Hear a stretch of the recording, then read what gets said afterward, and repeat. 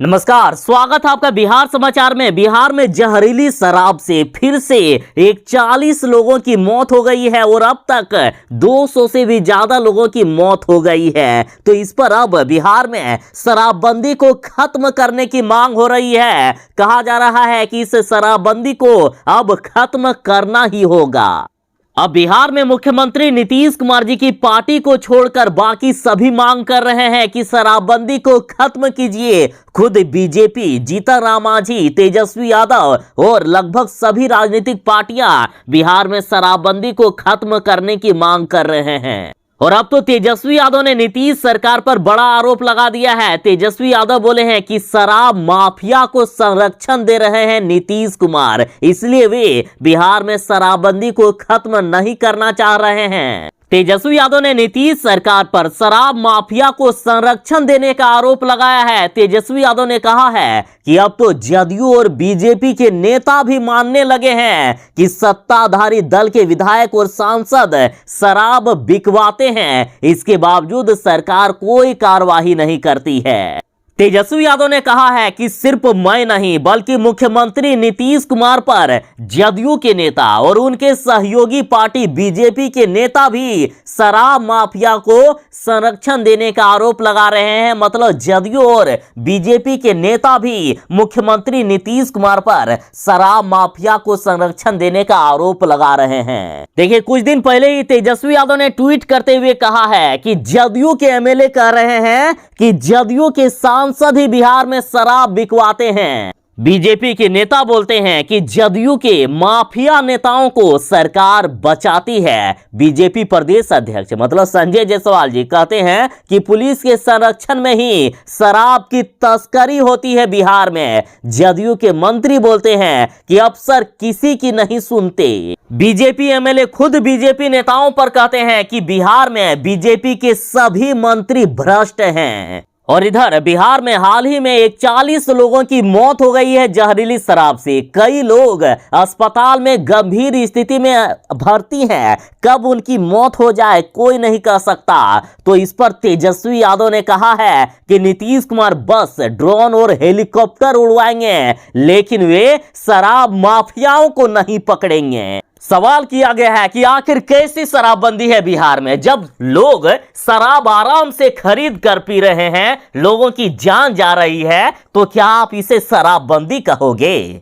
बिहार में शराबबंदी के बावजूद अलग अलग जिलों से अब तक लगभग 42 लोगों की मौत हो चुकी है। और अब तेजस्वी यादव ने कहा है कि पिछले 6 महीनों में बिहार में 200 से भी अधिक जहरीली शराब पीने से मौत हो चुकी है। मुख्यमंत्री, सरकार और प्रशासन भ्रष्ट और विफल है। किसी अधिकारी पर कभी भी कोई कार्रवाई नहीं हुई है। ये लोग बस ड्रोन और हेलीकॉप्टर उड़वाएंगे और जनता को बेवकूफ बनाएंगे। अब आपको कुछ ऐसी बातें बता रहा हूं ना जो आपको भी हैरान कर देगी। देखिए, होली के बाद बिहार में जहरीली शराब के पीने से एक 40 से ज्यादा लोगों की मौत हो गई है, लेकिन बिहार की पुलिस ये कह रही है कि जहरीली शराब पीने से मौत नहीं हुई बल्कि बीमारी से अचानक लोगों की मौत हुई है। और बात करें बिहार के मधेपुरा की, तो बिहार के मधेपुरा में 37 लोगों की मौत हो गई है, लेकिन पुलिस क्या कह रहे हैं? पुलिस वाले कह रहे हैं कि बीमारी से मौत हुई, ना कि जहरीली शराब पीने से।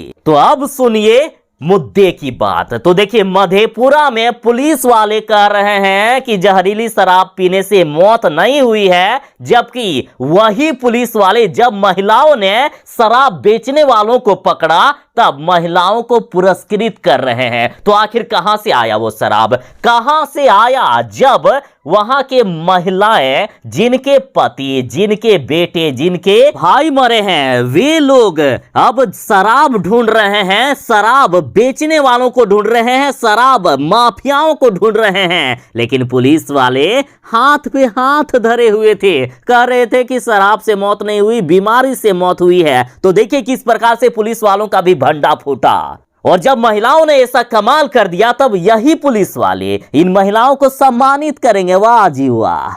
देखिए मधेपुरा जिलों में कि अपने परिजनों को खोने के बाद जिले के मुरलीगंज की दर्जनों महिलाओं ने अपनी जान की बाजी लगाकर शराब कारोबारी से शराब छीन ली और उसे मुरलीगंज थाना अध्यक्ष को सुपुर्द कर दिया, उनको थमा दिया।